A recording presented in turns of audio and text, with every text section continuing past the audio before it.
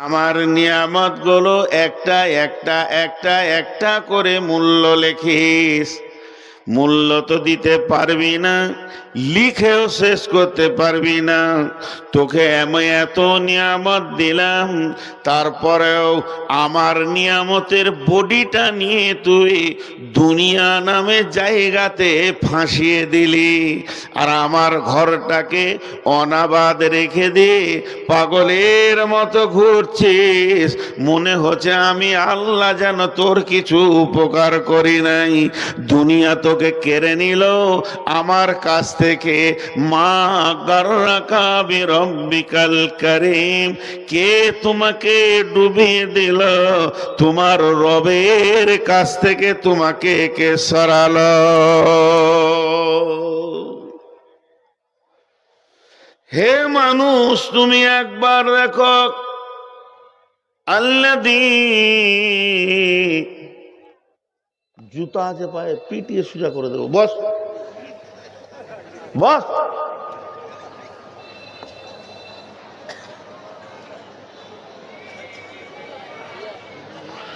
الذي خلقك فسواك فعدلك في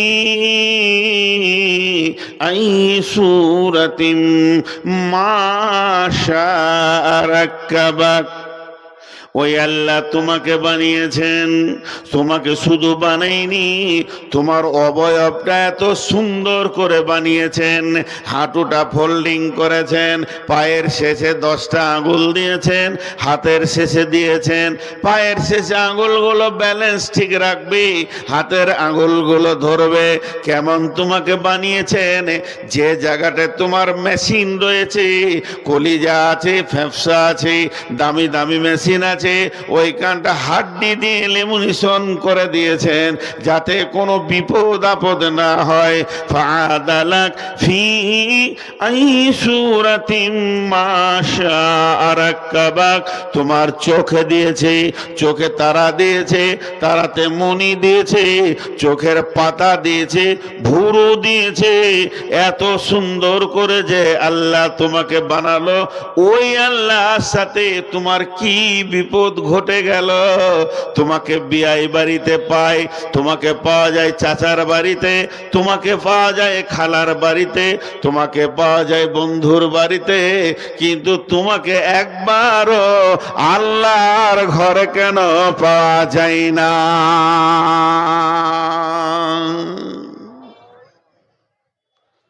তোমাকে আমি সব জায়গায় পাই, খালি পাই না আল্লাহর ঘরে। তোদের পায়ে ধরছি, বাপ বস। যে কটা দাঁড়িয়ে আছিস তোদের পায়ে ধরছি। তুই তো তালবিলি মলবি মনে হচ্ছে। তুই যে মসজিদে যাবি ইমাম জালি ছেড়ে দিবি গোটা এলাকাতে। তো আল্লাহ যেন মলবি না করে বাপ। তুই সে সমাজের ইমাম হবি, সমাজকে খেয়ে নিবি তুই। এই বস। কথাটা দেখেন যুক্তিসঙ্গত, এটাই পর্যন্ত রাখেন। আর একটা সৃষ্টির কথা বলবো। ওই খালি চেয়ারটা এখানে দাও তো, আমাকে একটা কোরআন শরীফ দাও। আমি তো হাফেজ নাই, কখনো কখনো দেখি। এইখানে তো, হ্যাঁ একটা কোরআন শরীফ দাও, দিলেই হলো। একটু ধ্যান দেন, আমি প্রথমে বলেছি ধ্যান দিলে আপনারা বুঝতে পারবেন। আর একটা সৃষ্টির কথা আবার বলবো, কিন্তু এখন মাঝে একটা ছোট্ট কথা বলি। হিসাব, হিসাব আমাদের বাংলাতে প্রত্যেক ক্লাসে একটা অঙ্কের বই আছে, অঙ্কের বই। আপনাদের হিন্দিতে কি বলেন বুঝি না, অঙ্কের বই বলবেন নাহলে হিসাবের বই বলবেন। গণিত আছে। ও কি করে? কত আয় হলো, কত ব্যয় হলো, আমাদের হিসাব লাগানো আছে। একটা কথা সামান্য ছেড়ে দিয়েছি, আর একটা অ্যাঙ্গেল আনছি, আর একটা আনবো, 3টে এনে তারপর বায়নার দিকে যাব। হিসাবের খাতা কি করে? চাষিরা হিসাব করে আমি জমিনকে কত দিলাম, জমিন আমাকে কত দিল, কত লাভ হলো, কত লস হলো। একটা দোকানদার হিসাব করে আমি আমার দোকানে ক লাখ টাকার মাল ভরলাম, সারা বছর ওই মাল কটা ঘুরতে ঘুরতে ক লাখ টাকার এখন আছে, ও আমাকে কত দিয়েছে খাত পানি। মাদ্রাসা একটা আপনারা চালাচ্ছেন, ওর একটা হিসাব আছে, সারা বছরে 20 লাখ না 50 লাখ ঢুকলো, কত ব্যয় হলো, কত লাভ হলো। লাভ বলতে কটা ছেলে ফারেক হলো, কটা ছেলে শিখলো, আলিফ শিখলো, এর একটা হিসাব আছে। আজকের জালসার একটা হিসাব শুরু হয়েছে। যেদিন থেকে সূচনা হয়েছে জালসা, বক্তা আল্লাহ এই কর ওই কর, একদিকে টাকা আসছে, একদিকে টাকা ব্যয় হচ্ছে। কালকে সকালে কিংবা পরশু দিন হিসাব পেয়ে যাবেন, আয় ব্যয় করে কত টিকলো। সব জায়গায় হিসাব আছে, আপনি ভাবিয়েন না। এই হিসাবের ব্যাপারে আল্লাহ মুখ খুলেননি। 1400 বছর আগে কোরআনে হিসাব এসেছে ফারাইজ। বাপ মরবে, তুই কতটা নিবি, বেটা কতটা নিবে, বেটি কতটা নিবে, স্বামী কতটা নিবে, মা মরবে, স্বামী কতটা নেবে, বেটি কতটা নেবে, বেটা কতটা নেবে। তাহলে হিসাবের খুব গুরুত্ব আছে। আল্লাহ বলছেন, ইন্না ইলাইনা ইয়াবাহুম সুম্মা ইন্না আলাইনা হিসাবাহুম। আমার কাছে তোকে ফিরে আসতেই হবে, আর তোর জিন্দেগির হিসাব আমাকে দিতেই হবে, ফিরে আসতেই হবে। যদি আল্লাহ হালকা করে বলতেন তোকে ফিরে আসতে হবে, হিসাব দিতে হবে, এইটা আল্লাহ বলেননি। ভাষার মধ্যে চ্যালেঞ্জ রয়েছে, তোকে আসতেই হবে, হিসাব দিতেই হবে। আমি পৃথিবীটা প্রত্যেকটি হিসাবের মানদণ্ডে চালাচ্ছি। আমার চন্দ্র ঘুরছে হিসাবে, আমার সূর্য ঘুরছে হিসাবে। আশ-শামসু ওয়াল কামারু বিহুসবান ওয়ান নাজমু ওয়াশ-শাজারু ইয়াসজুদান। তারা একে অপরকে ক্রস করে কিন্তু ধাক্কা লাগে না, প্রত্যেকে নিজের নিজের রাস্তায় দৌড়ছে। তাহলে এই পৃথিবীটা অঙ্কে গণিতে চলছে, তাহলে তোর জীবনের একটা হিসাব আমার কাছে রয়েছে। আমার কাছে যেদিন তুই ফিরে আসবি, সেদিন আমি তোর হিসাব তোর হাতে ধরিয়ে দেব।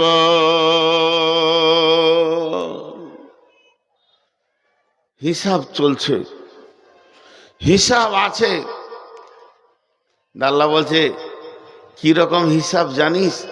আমার মিসালটা শুনেন। অল্ট্রাসোনোগ্রাফি, যে রুগীগুলো খুব কষ্ট পায় ওদেরকে মেশিন দিয়ে ইসিজি বলে। ইসিজি মানে হচ্ছে অল্ট্রাসোনোগ্রাফি করে গোটা বডিতে। কেমন করে করে আপনারা দেখেছেন না দেখেছেন তা আমি বলছি, শুনেলেন। এরকম রেডিওর মতো একটা বড় মেশিন আছে, ওর ভিতরে গোল করে ফিতের মতো কাগজ ভরা আছে, আর আপনাকে লম্বা করে শুয়ে দেবে, হাতে এমনি করে চিমটে দেবে, পায়ে চিমটে দেবে, আর হাতে পায়ে গোটা বডিতে তার দেবে, দিয়ে ডাক্তার একটা মেশিন কিনে এরকম করে বলাবে। আর টিভিতে কলিজা ফ্যাপসা ভিতরে যা আছে সব কিলকিল কিলকিল করে দেখে যাবে। এইদিকে কিডনিতে, এখানে নিচে পেশাবের জায়গা সব ঘুরাবে। আর ওই যে মেশিনটা রাখা আছে কাগজের ফিতের মতো আছে, ও তখন চালু হয়ে যাবে। আর ওর একটা কলম আছে, এরম এরম করবে, এরম এরম করবে, এরম করবে, লম্বা করে চলতে যাবে, কড়কড় কড়কড় কড়কড় কড়কড়। ডাক্তার যতক্ষণ করবে ততক্ষণ করবে, লম্বা একটা ফিতে বার হয়ে যাবে, ফিতেটাকে গুটিয়ে আপনার হাতে ধরে দেবে, বলে এইটাই আপনার রিপোর্ট। কলজে ফ্যাপসা হার্টের রিপোর্ট। তার মানে কলম চলছে। আল্লাহ তাবারাক ওয়া তাআলা বলছেন, ফি আই সূরাতিম মা শাআ রাক্কাবাক। কাল্লা বাল তুকাযযিবুনা বিদ্দীন ওয়া ইন্না আলাইকুম লাহাফিদিন। তোরা এত আওয়ারা হয়ে গেলি, চলার তোদের এত আওয়ারাগিরি শুরু হয়ে গেছে। মুসলমানের হাত পা চলা ওঠা বসা দেখে মনে হচ্ছে আল্লাহও নাই, আখেরাতও নাই। এগুলো গল্প, মিথ্যা। হিন্দুদের যেমন রামায়ণ মহাভারত, এগুলো গল্প, মিথ্যা। ওই রকম মুসলমানের চলাফেরা দেখলে মনে হচ্ছে আওয়ারা, এদের আল্লাহও নাই, আখেরাতও নাই। ওটাকে মিথ্যা বলা হচ্ছে। কবরের পর কিছুই হবে না, হাসরের ময়দান বলে কিছু নাই। যদি ওগুলো থাকতো, হিন্দুরা এসেছে সিরাসিনে যে ঘুরে ঘুরে ঘুরে ঘুরে ঘুরে ঘুরে মুসলমানদেরকে দেখছে। হিন্দুরা শুনে এসেছে, এতদিন জেনে এসেছে, কোনো বই পড়েছে যে আখেরাতের ভয় যদি থাকে তো মুসলমানদের থাকবে। ওদের কাছে যত আখেরাতের দলিল আছে, যত কবরের দলিল আছে, অন্য কোনো জাতির কাছে এত দলিল পৌঁছায়নি, এত আয়াত পৌঁছায়নি, এত হাদিস পৌঁছায়নি। তাহলে চল চল চল সেরাসিনে একদিন থেকে আসিগা।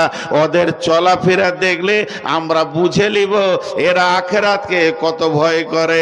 এবার সেরাসিনে এসে দেখছে সব আওয়ারা, নামাজ পড়ে না, মদের বোতল নিয়ে ঘুরে, চায়ের দোকানে সারাসারি মিথ্যা কথা, মুখের ভিতরে খিস্তি। তার মানে এদের চলনের ভিতরে আখেরাতের কিঞ্চিত পরিমাণ আছে বলে মনে হচ্ছে না। আল্লাহ বাল তুকাযযিবুনা বিদ্দীন। আল্লাহ বলছে তোদেরা যত আওয়ারা হবি হয়ে যা। ওয়া ইন্না আলাইকুম লাহাফিজিন কিরামান কাতিবিন। তোরা আমার অধীনস্থে বাস করছিস, আমার বর্ডারে তোরা বাইরে যেতে পারবি না, তোরা আমার হেফাজতের মধ্যে আছিস। আর আমি তোদের পেছনে সম্মানীয় লিখককে লাগিয়ে দিয়েছি, ওই মেশিন চালু আছে। যেদিন তুই জন্ম নিয়ে পৃথিবীতে এলে সেদিন আমার কলম চালু হয়ে গেছে, ওই কলমটা চলতে আছে। কতদিন চলবে, কতদিন চলবে? যেদিন আজরাইল তোর নিঃশ্বাসটা বন্ধ করবে, আমার কলম সেদিন বন্ধ হবে। কিরামান কাতিবিন। হতে পারে তুই ক্লান্ত হয়ে গেছিস, গাছের নিচে শুয়ে আরাম করছিস, তবু আমার কলম চলছে। তুই রাত জেগেছিস, ফজরের পর ঘুমাচ্ছিস, তবু আমার কলম চলছে।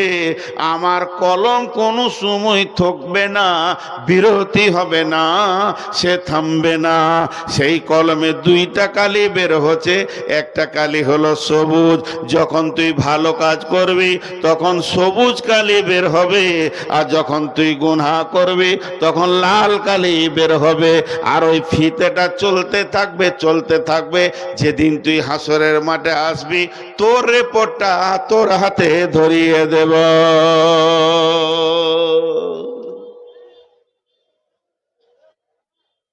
আজকে ফেব্রুয়ারির 4 তারিখ। 4 তারিখে আপনারা সেরাসিনের ময়দানে বসে আছেন, 2,500 লোক। আল্লাহর কলমে সবুজ কালি বেরিয়েছে, এরা কালাম পাক শুনছে, এরা কালাম পাক শুনছে। 1 সেকেন্ড হলো, 2 সেকেন্ড হলো। একই টাইমে মেলাতে লড়কি নিয়ে ঘুরছে, বেটি ছেলে নিয়ে, ওর লাল কালি বের হচ্ছে। আরে লুচ্চা, তোর কানে কি মাইকের শব্দ পড়ছে না? কোরআন বিলি হয়ে গেল রে, রসুলের হাদিস লুট হয়ে গেল রে। মানুষ শোনার জন্য বসে আছে, আর তুই বেগানা মেয়ের সঙ্গে, বেগানা পুরুষের সঙ্গে এখনো জিলাপির দোকানে দাঁড়িয়ে আছিস। লাল কালি বের হচ্ছে। একই টাইমে দুইটা রেজাল্ট চলছে। এর জন্য আল্লাহ বলছেন পা খুব সাবধানে ফেলো। আজকে আমি একটা ছেলেকে আমার কাছে এলো, বলে মামা কিছু বলেন। আমার দুটো জিনিস বলে যাচ্ছি, দুটো জিনিস বলে যাচ্ছি, আর আপনারাও শুনেলেন ওই দুটো জিনিস। ছোট্ট করে ওসিয়ত, পৃথিবীতে সব কিছু চেঞ্জ করা যায়, ইতিহাস চেঞ্জ করা যায় না। ইতিহাস চেঞ্জ করার মতো ক্ষমতা কারো নেই। মানুষ মরে, ইতিহাস মরে না। ইতিহাস তারিখ মরে না। একটাই জিনিস জীবিত থাকে, তার নাম হচ্ছে তারিখ। আর পৃথিবীতে মুছে দেওয়ার জন্য অনেক জিনিস আছে, এই লেখাগুলো মুছে দেওয়া হবে, ছিঁড়ে ফেলে দেওয়া হবে, ইতিহাস মুছা যাবে না। অতএব তুমি পা ফেলো খুব হিসাব করে, পা ফেলো হিসাব করে। জি, আপনাদেরকে আল্লাহ হিসাব দেখাচ্ছেন একটা, সেটা কিরকম? বিসমিল্লাহির রহমানির রহিম। ইয়াসালুনাকা আনিস সাআতি আইয়ানা মুরসাহা ফীমা আনতা মিন যিকরাহা ইলা রাব্বিকা মুনতাহাহা কাআন্নাহুম ইয়াওমা ইয়ারাউনাহা লাম ইয়ালবাসু ইল্লা আশিয়াতান আও দুহাহা।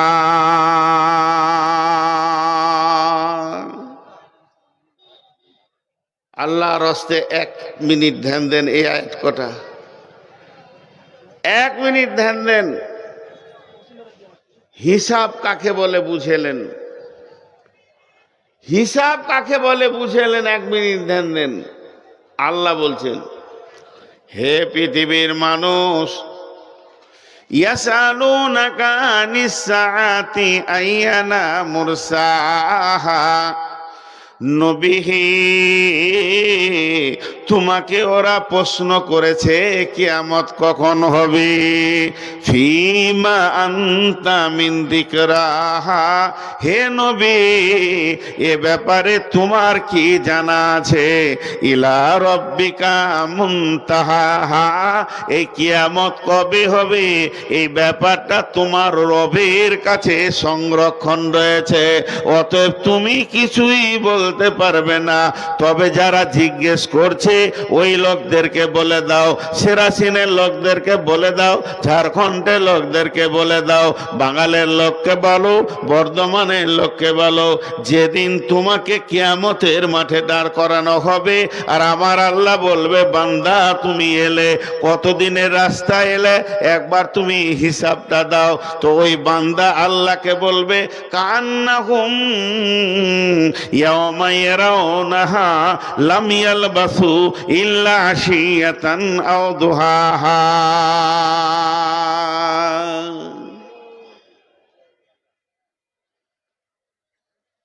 কথা বলবো, কিন্তু একটা কথা জিজ্ঞেস করছি আপনাদেরকে। আখিরটা সবাই জানে, শেষটা সবাই জানতে চাই। এখানে হিসাব চলছে। আরে ছাড়ো হিসাব, থাকলো কত এটা বলো। খরচা বাদে থাকলো কত এটা বলো। 20 লাখ হয়েছে এটা শুনবো না, তোমার খরচা বাদে থাকলো কত বলো। এটার নাম হিসাব। ছেলেকে বলছেন, বাবা হাট বাজার করে নিয়ে এলাম, 7,000 টাকা নিয়ে গেছিলাম, দেখ তোরে কত আর রয়েছে। কতটা রয়েছে এইটার উপরে মানুষ গুরুত্ব দেয়, কতটা খরচা হয়ে গেছে ওটার গুরুত্ব অত দেয় না। আরে থাকলো কতটা বলো। মসজিদের হিসাব চলছে, থাকলো কত বলো। বছর শেষে থাকলো কত বলো। আমাদের আল্লাহ একটা ব্রেন দিয়েছে, সুস্থ মগজ দিয়েছে, কত খরচা করলাম এই দেহটাকে, এটা দেখার দরকার নাই। আর কটা দিন আছে বলেন? আর কটা দিন আছে? আমার আর কটা দিন এই পৃথিবীতে আছে, এই হিসাবটা কে বলতে পারবে? কেউ পারবে না। জি, কেউ পারবে না। একজনা বড় ইসলামী চিন্তাবিদ বলছেন, আল্লাহ দেন একসঙ্গে, লেন কিস্তিতে, দেন একসঙ্গে, লেন কিস্তিতে। হাজি ভাই আপনারা একবার মুখ খুলে বলেন, আমি যদি কাউকে 10 লাখ টাকা একসাথে দিই, যা বিজনেস করে খাগা, ব্যবসা করগা, মাসে তুই আমাকে 5,000 করে দিস, কত বড় নিয়ামত! ও কত খুশি হবে যে এত বড় উপকার আমার বাপও করেনি। 10 লাখ টাকা একসঙ্গে দিচ্ছে আর মাসে 5,000 করে দিচ্ছে, খুশি হবে। তা আল্লাহ দেন একসঙ্গে, লেন কিস্তিতে। কিরকম? মায়ের পেটে যখন বডিটা তৈরি হয়, মাথার চুল থেকে পা পর্যন্ত কোনো পাঁচটা বাকি থাকে না, একসঙ্গে আল্লাহ দান করেন। আর সব বডিটা নিয়ে আমি দুনিয়াতে চলে আসলাম। এই বডিটা আল্লাহর দেওয়া, এইটাকে নিয়ে আমি পৃথিবীতে খরচা করতে শুরু করেছি। কত বছর করলাম? আল্লাহর দেওয়া বডিটা 54 বছর ব্যবহার করছি এখন আমি। এরপরে আল্লাহ কিস্তি শুরু করেছে, চোখ দুটি নিয়ে নিয়েছে, খালি চোখে কোরআন দেখতে পারি না, চশমা নিয়ে নিয়েছি। এবার আমি আগাতে শুরু করেছি। তারপরে বলছে এবার মিজাজ চলে গেল, এরপরে বলবে হাত গেল, তারপরে বলবে দাঁতগুলো খসে গেল, পা কাজ করে না। একটা একটা কিস্তি যখন শুরু হবে বন্ধুরে, তখন ভাবতে হবে এবার আল্লাহ আমাকে নিতে শুরু করে দিয়েছে, আমার কিস্তি শুরু হয়ে গেছে, মানে আমার যত ঋণ আছে আল্লাহ নিয়ে নেবে। শেষ কিস্তিতে আত্মাটা নিবে, জানটা নিবে, কবরে ঢুকিয়ে দেবে। এটা আল্লাহ দেন একসঙ্গে, নেন কিস্তিতে। কিস্তি যখন শুরু হয়ে গেছে তখন বুঝে নিতে হবে আর পৃথিবীতে বাঁচপানি চলবে না,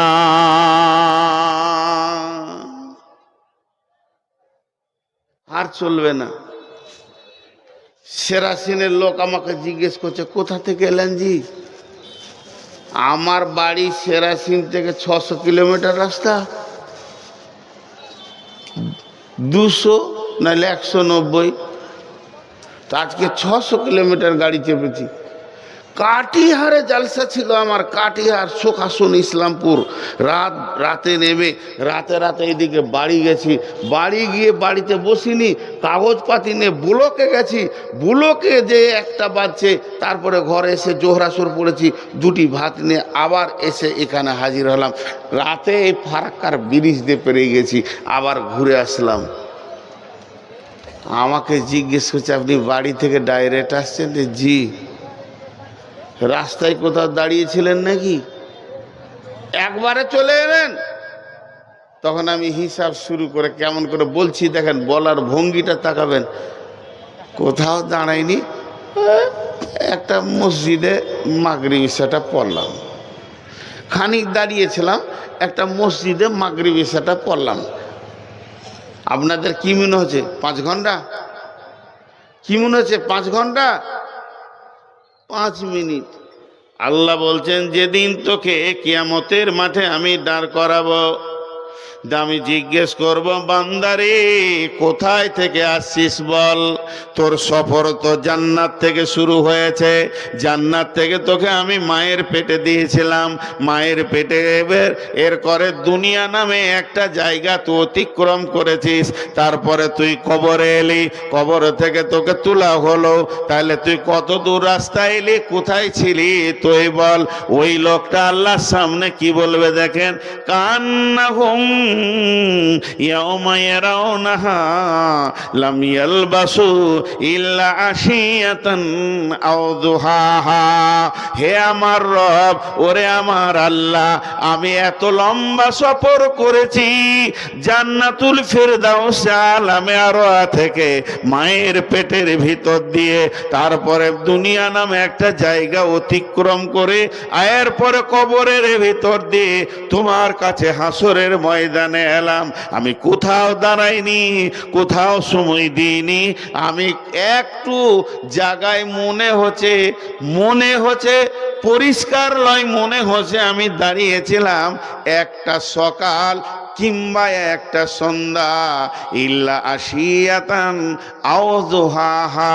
কে বলবে এই পৃথিবীতে যে 70 বছর বেঁচেছে, 100 বছর বেঁচেছে, যে লোকটা কোম্পানি ছিল, যার অধীনস্থে 300 ডাম্পার কাজ করেছে, যার অধীনস্থে পাহাড়ে 10টা ক্যাসার চলেছে, যে কয়েকশো কোটি টাকার মালিক ছিল, এলাকার জমি জায়গা পুকুর বাগান যে কিনেছে, যে মেয়েটা 70 বছর বেঁচেছে আর 70 বছরে 8টা ছেলেকে প্রসব করেছে, তার 8টা ছেলেকে প্রসবের কোঁত দিতে দিতে দিতে দিতে সে 8 বার মওতের মুখ দেখেছে, ওই মেয়েটি বলবে আমি সামান্য একটা সকাল বা একটা সন্ধ্যা কোনো জায়গায় দাঁড়িয়েছিলাম।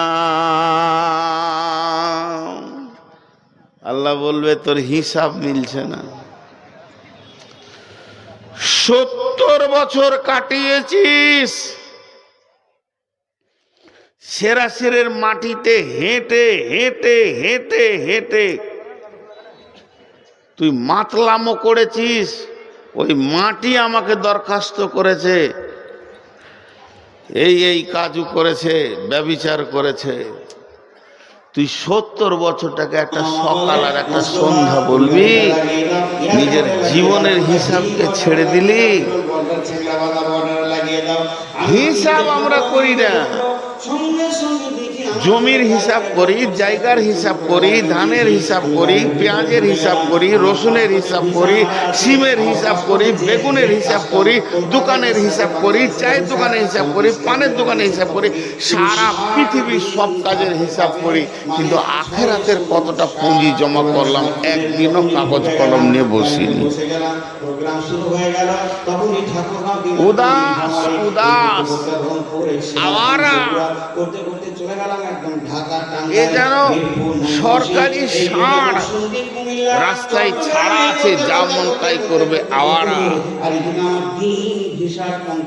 ভাইয়েরা আমার, আপনাদের সামনে একটা জিন্দেগির কথা তুলে ধরছি। লোকটির নাম হলো ফারুকে আজম ওমর ফারুক। এই লোকটি কত দামি, কত দামি। হযরতে উমর যে রাস্তায় হেঁটে যেতেন, ওই রাস্তায় শয়তান হাঁটত না। হযরতে উমর এই রাস্তায় হাঁটছে, শয়তান যদি দেখে নিয়েছে উমর আসতে, তো রাস্তা চেঞ্জ করে নিয়েছে। লোকটা কত দামি। হযরত উমরের নাম উমর বিন খাত্তাব। আল্লাহর রাসূল উমরের নাম দিলেন ফারুক। ফারুক মানে হক আর বাতিলকে ফারাক করেছে, তাই হলো সে উমর ফারুক। লোকটা কত বড় দামি বন্ধুরে। ইনি হলেন মুসলিম জাহানের দ্বিতীয় খলিফা। একদিন উমর যখন খলিফা হয়ে গেছে, সে খলিফাতে পেয়ে গেছে। খলিফা হওয়ার পর সঙ্গী সাথীদেরকে নিয়ে মরুভূমির রাস্তাতে চলছে। চলতে চলতে নিজের বাচপানির কথা মনে পড়ে গেছে। নিজের বাচপানির কথা মনে পড়ে গিয়ে সাথীদেরকে শোনাচ্ছে, ও আমার সাথীরা শোনো, ও রসুলের উম্মতেরা শোনো, ও লাল গোলামেরা শোনো, এই ময়দান দিয়ে আজকে আমি খলিফা হিসেবে হাঁটছি, বাদশাহ হিসেবে হাঁটছি। আমি উটের উপরে সওয়ার হয়ে যাচ্ছি। একদিন আমার আব্বা আমাকে উট কিনে দিয়ে এই ময়দানে দিয়েছিল, যা তুই উট চড়িয়ে নিয়ে আসগা। আমি ওমর একটা উটের রাখাল ছিলাম, এই ময়দানে উট চড়াতে এসেছিলাম। তাহলে একদিনকার ঘটনা শোনো। আমাকে প্রচন্ড রোদ লেগেছে, আর উট আমার ঘাস খেয়েছে, ঘুরছে, চড়ছে। আমি আর গরমে থাকতে পারছি না। কোথা যাব, কোথা যাব? উটের পাছাতে গিয়ে বসেছি। উটের পাছাতে গিয়ে বসেছে, আর বড় বড় বড় বড় করে ওর মাথায় লেগে দিচ্ছে। কতটা বুঝে চাওয়ালা, ওই উঠা, চা উঠা, ভাগ সিধা মালদা স্টেশন চলে যাও। ওই চাওয়ালা ভাগ, ওই চাওয়ালা ভাগ। আবার ওখানে দোকান করেছে, ওখানে দোকান করেছে। সাহস পোস্ট কত উঠে না, ভাগ বাড়া চলে যা, তোকে খুঁজছে স্টেশন, ফের গাছের আড়ে বসলো। কত বড় বদমাশ ও, কয়েকটা লোককে, আবার ওটা মৌলভিও আছে, বাস ওখানটা মার্কেট করে দিলে। সুবহানাল্লাহ। এক মাতাল রাস্তায় হাঁটছে, বুঝছেন, টলছে, এক মৌলভি বলছে পড়ে যাবি বে, সোজা করে হাঁট। ও টলতে টলতে বলছে আমি পড়লে একা পড়বো, তুই পড়লে সমাজ পড়ে যাবে, তুই বেশি সোজা হাঁট, তুই যদি পড়ে যাস তো সমাজ পড়ে যাবে। মৌলভি যদি বেলাইনে যায় ওকে সোজা কে করে? আমার মতো বদমাস পৃথিবীতে আর নাই আর কি। হ্যাঁ, সুবহানাল্লাহ। এরাই আবার সমাজ চালাবে বলছে। আমি বললাম যে আমি রুগী হয়ে গেছি এখন। তো হযরতে উমারের মাথায় উটের গোবর, তো গোবরগুলো ফেলেছে, তাও তো চুলে লেগে আছে। বাড়ি গেছে, ওর বাপের নাম খাত্তাব, খাত্তাবের সামনে গিয়েছে, তো বেটাকে জিজ্ঞেস করে তোর মাথায় গলা কি রে? দেখাই, তোর মাথায় গলা কি রে? আব্বাজি খুব গরম লাগছিল তো জায়গা খুঁজে পাইনি, ওই উটের পাছার কাছে বসেছি তো উঠে হেগে দিয়েছে। মারলে গালে দুটা চর।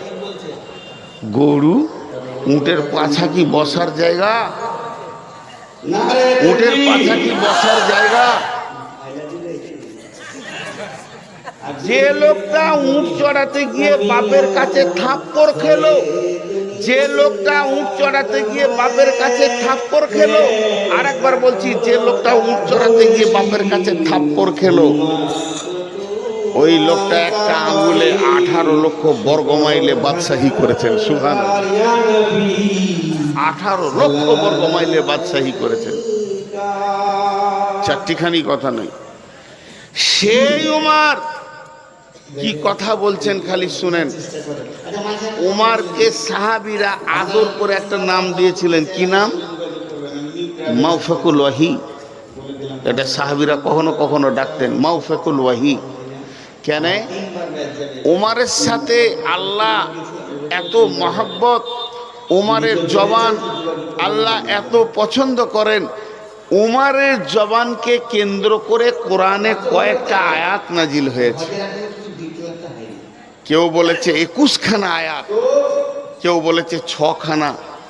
তার মধ্যে আপনাদেরকে 1-2টা শোনাই। হযরত ওমর বসে আছেন মসজিদে নববীতে, আর নবীজির ঘরে সাহাবীরা ঢুকছে বেরোচ্ছে, ঢুকছে বেরোচ্ছে, কোনো যেন ইতস্ততা নাই, কোন রকম যেন লজ্জা শরম নাই। উমার মসজিদে বসে বসে বিড়বিড় বিড়বিড় করে বকছে আর বলছে, আল্লাহ তুমি আয়াত নাজিল করে দাও, পর্দাটাকে ফরজ করে দাও। পর্দা যদি ফরজ না হয় তাহলে রসুলের ঘরে পবিত্র রসুলের বিবিরা রয়েছে, আর সাহাবীরা ঢোকা বাড়া করছে। এটা আমাকে বড় খারাপ লাগছে। মুমিন মেয়েদের জন্য পর্দা তুমি আয়াত নাজিল করে দাও, যাতে করে পর্দাটা চালু হয়ে যায়, তাহলে রসুলের ঘরে ঢোকাটা অন্তত বন্ধ হবে। উমার মনের আকাঙ্ক্ষাটা আল্লাহকে বললেন, আর জিবরাইল আমিন চলে এলেন রসুলের কাছে, পর্দার আয়াত নাজিল করে চলে গেলেন। কত উমারের জবানের আল্লাহ কত তাসির দিয়েছিলেন। আর একটা আপনাদেরকে শোনাই, লোকটার খালি কোয়ালিটি শুনেন, তারপরে জীবনের হিসাবটা বলবো। কোয়ালিটিটা আগে শুনেন, আজকে তো হিসাব শোনাবো বলেছি। আল্লাহ রসুল বাইতুল মুকাদ্দেসে, এটা ফিলিস্তিনে যুদ্ধ চলছে, ওইটাকে যখন বাতিল ঘোষণা দিল কেবলা করা থেকে, আর পশ্চিমে কাবাকে যখন কেবলা করে দিল মক্কার, বিশ্বনবী মক্কায় গেলেন নামাজ পড়তে, হাতে মুসল্লা রয়েছে, বিশ্বনবী কাবার পাশে পাশে পাশে পাশে ঘুরছে, আর সাহাবীদেরকে বলছে, ও সাহাবীরা তোমরা আমাকে মাশওয়ারা দাও, তোমরা আমাকে যুক্তি দাও, বুদ্ধি দাও, আজকে আমি মুসল্লাটা কোথায় রেখে নামাজ পড়ব? যেহেতু এটা কাবা শরীফ, কাবার উত্তর থেকে দক্ষিণ মুখে নামাজ হবে, দক্ষিণ থেকে উত্তর মুখে নামাজ হবে, পূব থেকে পশ্চিম মুখে হবে, পশ্চিম থেকে পূর্ব মুখে হবে। কাবার যেদিকেই দাঁড়াবে নামাজ হবে। তাহলে আমি আজকে কোথা দাঁড়াবো, প্রথম কোন জায়গায় স্টার্ট করব, চালু করব, আমি কোন জায়গাতে বলো। যার যেমন বুদ্ধি ছিল রসুলকে পরামর্শ দিল, কেউ বলে এখানে করেন, কেউ বলছে আপনার মন যেখানে যাবে করেন। এইভাবে আবু বকর একটা বলল, সমস্ত সাহাবীর বলা হয়ে গেল। নবীজি বলেন, ওমর রে আজকের দিনে তুমি কি বলছো একটা বলো। উমর বললেন, ইয়া রাসূলুল্লাহ আমাকে বলতে সময় লাগবে, তাহলে আমি বলতে শুরু করছি, শুনেন। এটা হলো কাবা শরীফ। কাবার পূর্ব দিকে রয়েছে আল্লাহর ঘরের দরজা, যে দরজা ধরে বিশ্ববাসী কাঁদবে। মুলতাজিম রয়েছে কাবার পূর্ব দিকে। শুধু তাই নয়, হাজরে আসওয়াদের পাশটা কাবার পূর্ব দক্ষিণ কোণে রয়েছে। এইটুকু শুধু নয়, আল্লাহ কত ভালোবাসে, পূব দিকটা মাকাম ইব্রাহিম রয়েছে। ইব্রাহিমকে যে জায়গাটা দিয়েছে, আপনার বংশের আপনার দাদাকে যে জায়গাটা কাবাতে দিয়ে হয়েছে, গোটা হারাম শরীফ আল্লাহর মালিকানায়। তার ভিতরে আল্লাহ ইব্রাহিমকে একটা জায়গা দিয়েছে, ওটা কাবার পূর্ব দিকে রয়েছে। আপনার ইব্রাহিমের পদচিহ্ন কাবার পূর্ব দিকে রয়েছে। জমজমের কূপটা কাবার পূর্ব দিকে রয়েছে। সাফা মারওয়া কাবার পূর্ব দিকে রয়েছে। আল্লাহ এতগুলি নিয়ামতকে কাবার পূর্ব দিকে রেখেছে। আমি উমরের মত, এটা আপনার দাদার বংশের জায়গা, ইব্রাহিমের জায়গা। মুসল্লাটা এই ইব্রাহিমের জায়গাতে রেখে আপনার বংশের স্মৃতিটাকে রাখার জন্যে এইখানেই রেখে নামাজ শুরু করে দেন। যখনই এই কথা হযরত উমর বলেছেন, জিবরাইল আমিন এসে নবীকে বলছেন, উমরের কথাটাই আল্লাহ কবুল করেছেন, যে কোরআনের আয়াত নাযিল হয়ে গেল, ওয়াত্তাখাযু মিন মাকামি ইব্রাহিম মুসাল্লা। হে নবী, ওই উমর যেটা বলেছেন ওখানেই তুমি মুসল্লাটা রাখো, আল্লাহ রাজি হয়েছে। এবার লোকটা বলেন কত দামি, আমি অন্য কিছু বলতে চাইছি না। লোকটা বলেন কত দামি, আপনারা মনে মনে ভাবেন, আমাকে বলতে হবে না। এই লোকটার আল্লাহ রসুল কি ডিগ্রি দিয়েছিলেন? আল্লাহ রসুল কি সার্টিফিকেট দিয়েছেন উমরকে? সুবহানাল্লাহ। লাউ কানা বা'দি নবিয়ান কানা লাহু উমর। আমার পরে যদি কেউ নবী হতো, ওই নবীটা হযরতে উমর হতো।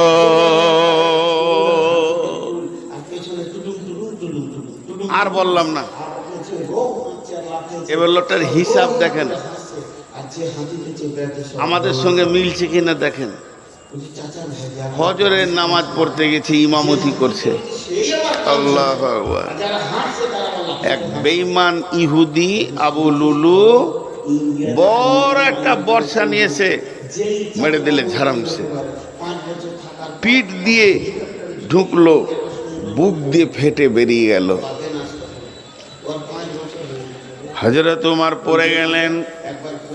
পড়ার আগে পেছন দিকে আব্দুর রহমান ইবনে আওফকে ধরে ইমামতির জায়গায় দিয়ে দিলেন। নামাজ চালু, নামাজ বন্ধ হয়নি। আমিরুল মুমিনিন মাটিতে পড়ে গেছে, রক্ত যেন গল গল গল গল গল গল গল গল করে স্খলন হচ্ছে, রক্ত বের হয়ে চলে যাচ্ছে। শরীরটা ধীরে ধীরে ধীরে ধীরে শিথিল হচ্ছে। কেউ বলছে পানি আন, কেউ বলছে দুধ আন। বন্ধুরে, জীবনের হিসাবটা এই জায়গায় মিলাতে পারবেন না। যখন উমরকে দুধ খাওয়ানো হচ্ছে, ওই দুধটা পেটে যেছে না, এই ক্ষত জায়গা দিয়ে বের হয়ে চলে যাচ্ছে। ওই অবস্থায় উমর পৃথিবী ছাড়ার সময় হয়ে গেছে। উমরের বেটা আব্দুল্লাহ তোরে এসেছে, আব্বা জান কি হয়েছে কি হয়েছে? ওটা মদিনাতে হইচই মেতে গেছে, উমারকে মেরে দিয়েছে, উমারকে শহীদ করে দিয়েছে। বন্ধু, হে যুবকের দল, ওরে আমার বেটার দল, আমার বেটার বয়সে যারা রয়েছে তোমরা, তোমাদের পাগুলো ধরে বলছি, একবার উমারের কথাটা এই সময় শোনেন। আর মাত্র ক মিনিট দুনিয়াতে থাকবে, এরকম ঘোর হয়ে পড়ে আছে, বসে থাকার ক্ষমতা নাই। এরই মধ্যে একটা সাহাবী ইচ্ছাকৃত নয়, ইচ্ছা করে নয়, ভুলে তার একটা কাজ হয়ে গেছে, হটপটে করে এসে বলছে, আহা আহা হা, কি হয়ে গেল গো, কি হয়ে গেল গো। ও খেয়াল করে নাই ওর লুঙ্গিটা টাকনু নিচে চলে গেছে। আর ওই অবস্থায় বলছে, কি হলো কি হলো। উমার ওই অবস্থায় কি ভাষা বলছেন, ও আল্লাহর গোলাম, ওরে রসুলের উম্মত, আমি উমার মরে গেলে ইসলামের কিছু ক্ষতি হবে না। কেমন অঙ্ক দিছে দেখেন, আমি মরে গেলে ইসলামের কিছুই ক্ষতি হবে না, তুমি রসুলের সুন্নতটাকে বাঁচাও, এটা যদি মরে যায় ইসলামের বিরাট ক্ষতি হয়ে যাবে।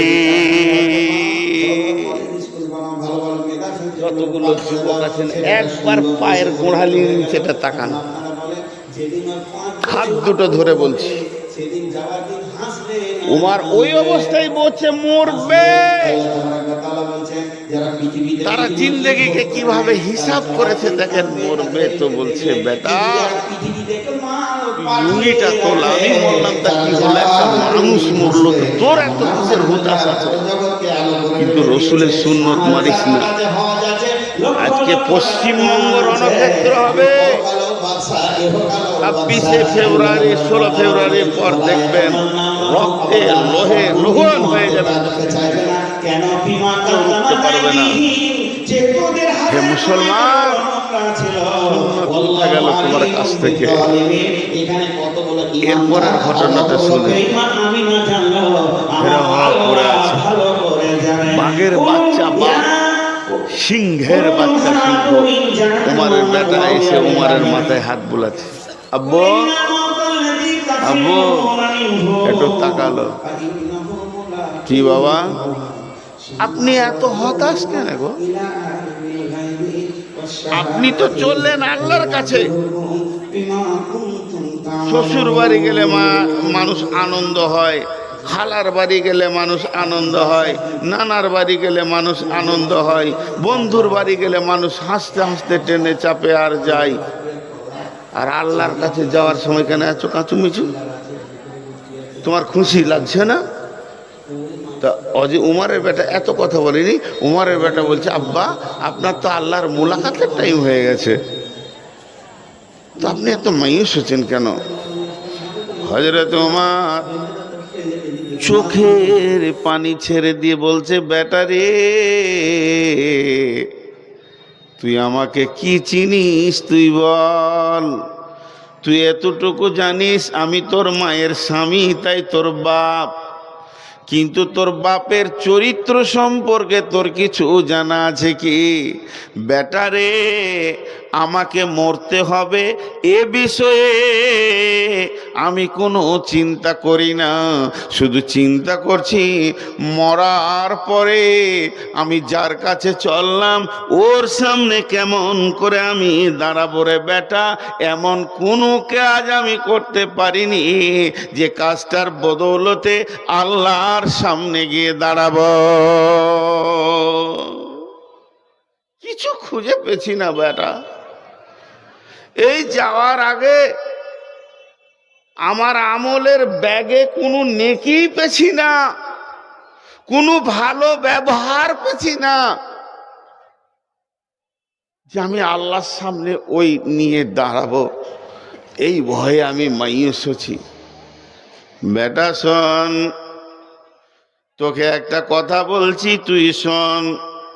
তুই আম্মা জান আয়েশার বাড়ি যা, বাড়িতে যাওয়ার পর সালাম দিবি, আম্মা জান আয়েশা পর্দায় আসবে, আম্মা জান আয়েশাকে তুই বলবি আব্বা আপনার কাছে পাঠালো আর আপনাকে সালাম দিয়েছে, আপনার কাছে একটা আরজি রেখেছে, আমার আব্বা চায় সে তার দুই বন্ধুর সঙ্গে কিয়ামত পর্যন্ত এই মাটিতে শুয়ে থাকবে এক জায়গাতে। তার মানে ওই ঘরটা হলো আম্মা জান আয়েশার, ওই রুমটা হলো আম্মা জান আয়েশার, যেটা বিশ্বনবী আম্মা জান আয়েশাকে দিয়েছিলেন। সেই হুজরার ভিতরে আল্লাহ নবীকে প্রথম শোয়ানো হয়েছে। ওটা তো ওর নিজের স্বামী, তারপরে আবু বকর শুয়েছে। এটা তো আয়েশার বাপ, ঠিক আছে, কিন্তু আমি তো তার কেউ নয়। তবে জিজ্ঞেস করবি ওই পাশে কি আমাকে থাকার জায়গা দেবে নাকি? আম্মা জান আয়েশা একটু ভেবে বললেন, রে উমরের বেটা আব্দুল্লাহ, তোমার আব্বার ইসলামে অনেক ত্যাগ আছে, অনেক কোরবানি আছে, অতএব ওকে এখানে শোয়ার হক আছে। তোমার আব্বাকে গিয়ে বলে দাও গা। ফিরে এসে বলছে, আব্বা আলহামদুলিল্লাহ পড়েন, আপনি যে প্রস্তাবটা দিয়েছিলেন এটা প্রত্যাখ্যান করা হয়নি, বরং কবুল করে নিয়েছেন।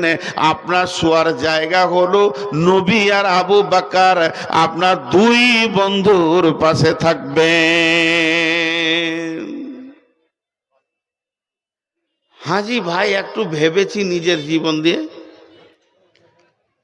অঙ্ক আমরা করি, আমাদের কলম চলছে আর গাদা গাদা গাদা গাদা খাতা শেষ হয়ে গেছে।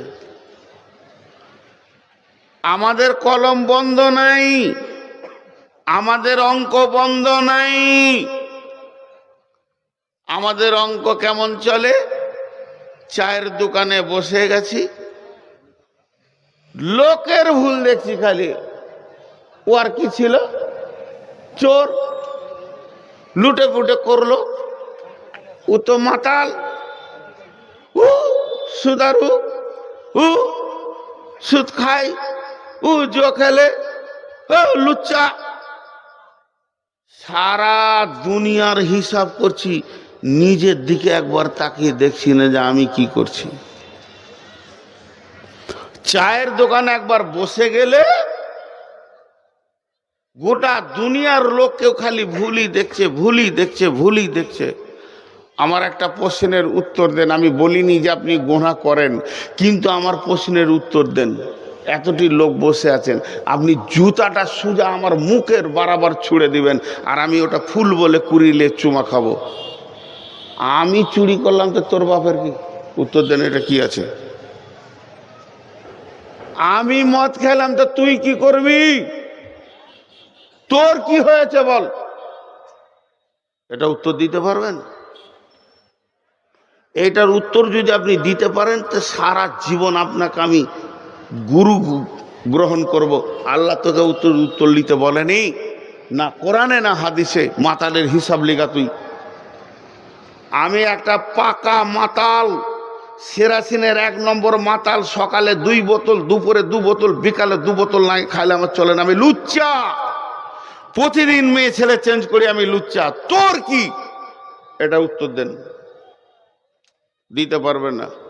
তোর যদি কি হয়, কতটা হবে জানিস? এই লুচ্চার পাটা ধরতে পাবি, তাছাড়া আর তোর কিছুই নাই। তোকে হাদিস কোরআন ওইটুকু বলেছে, লুচ্চা দেখবি, মাতাল দেখবি, পা ধরকাতে বলগা ভাই ছেড়ে দে, তবলিগ করার আছে। তুই আমার আলোচনা করে কি করে নিবি? কমাতে পারবি নাকি না বাড়াতে পারবি? কেন এত সাহসিলে আমি বলছি? আমার জান্নাতটা যার হাতে, আমার জাহান্নামটা যার হাতে। যে চাবি খুলে দিলে আমি জান্নাতে যেতে পাবো, যে চাবি বন্ধ করে দিলে জান্নাত বন্ধ হয়ে যাবে। যার চাবিতে আমি জাহান্নাম যাব, যার চাবিতে আমি জান্নাত যাব। আমার জীবনের যে মালিক, সেই আল্লাহ বলছে, গোলাম রে, হলো অনেক করেছিস তুই, এবার একবার রমজান মাসে তওবা কর, অঝর নয়নে কান, আমি মাফ করে দিব। যার হাতে আমার জান, সে মাফ করার জন্য রেডি আছে। তোর মুখের কথায় আমি ভয় খাবো? এই যে হিসাব, লোকের গুনার হিসাব, লোকের গোনার হিসাব। নিজের গোনার দিকে আমরা একবারও তাকাই না, নিজের গোনাটা আমরা খুঁজে পাই না। আমি তখন থেকে খালি হিসাবের উপরে কথা বলছি।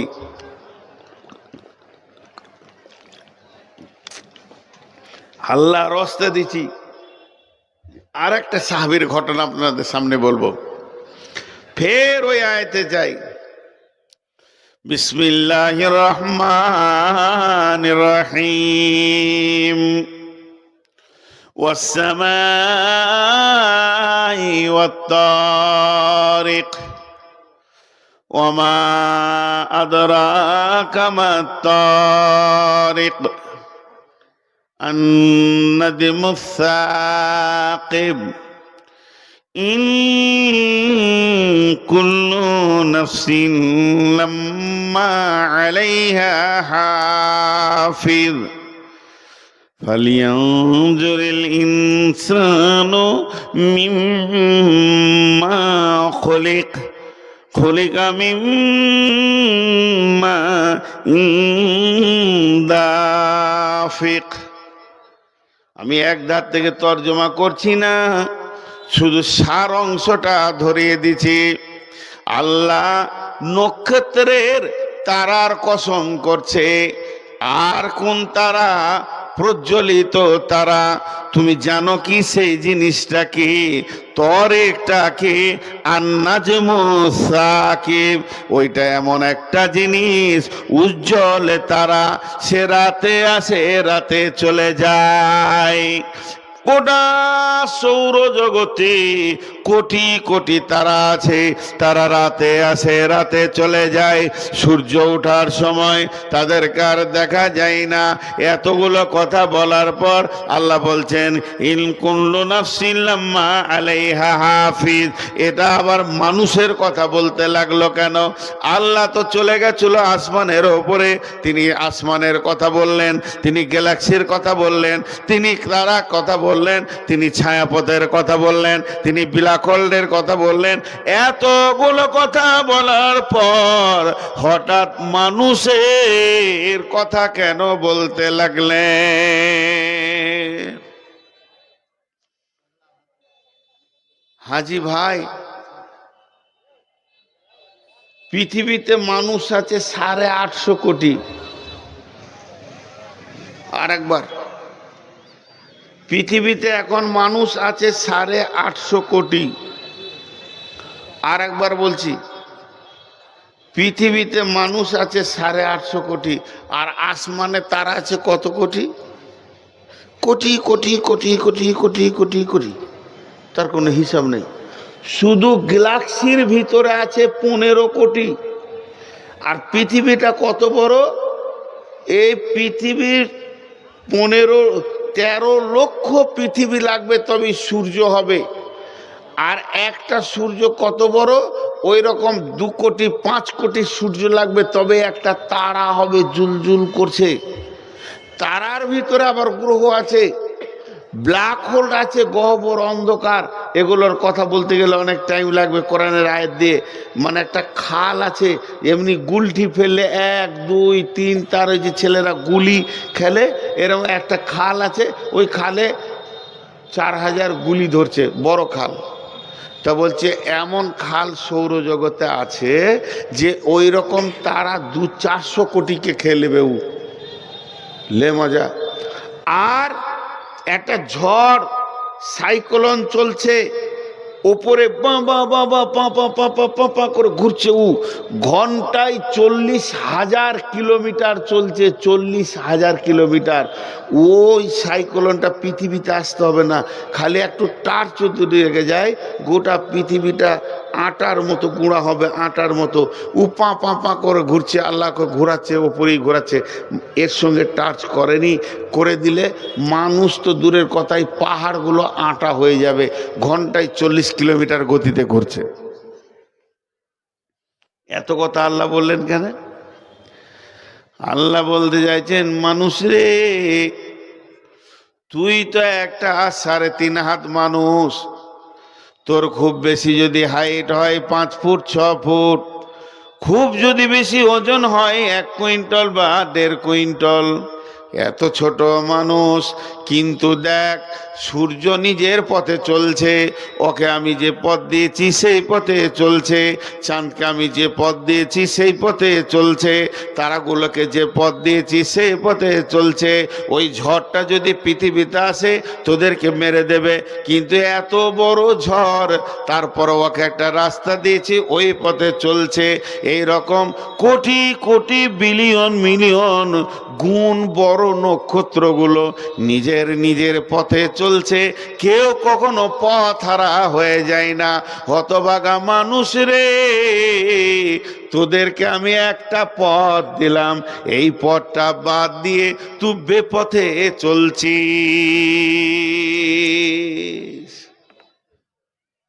এত বড় সূর্য, পৃথিবীর 13 লক্ষ গুণ বড় সূর্য, সেও আমার দিয়া পথে চলছে, চাঁদ আমার দিয়া পথে চলছে, আর তুই ছোট একটা পুতলার মতো মানুষ, তোকে পথ দিলাম, তা ভালো লাগছে না? হিসাব কর, তুই কাগজ কলম নিয়ে বসে যা, তোকে দিন ভালো লাগছে না, তোকে পথ ভালো লাগছে না, গ্রহণ করতে মন যেছে না, যা মন যেছে তাই করছিস, আওয়ারা হয়ে গেছিস। শুনলেন? আপনি ভাবিয়েন না, আল্লাহ নবী মক্কায় এলেন আর মদিনায় এলেন, আর সাহাবীরা এক এক করে এসে আসসালামু আলাইকুম, আশহাদু আল্লা ইলাহা ইল্লাল্লাহ ওয়া আশহাদু আন্না মুহাম্মাদান আবদুহু ওয়া রাসূলুহু, এক এক এক এক এক এক এক এক করে কালেমা পড়ে নিয়েছে। এত আসান নয় বন্ধুরে।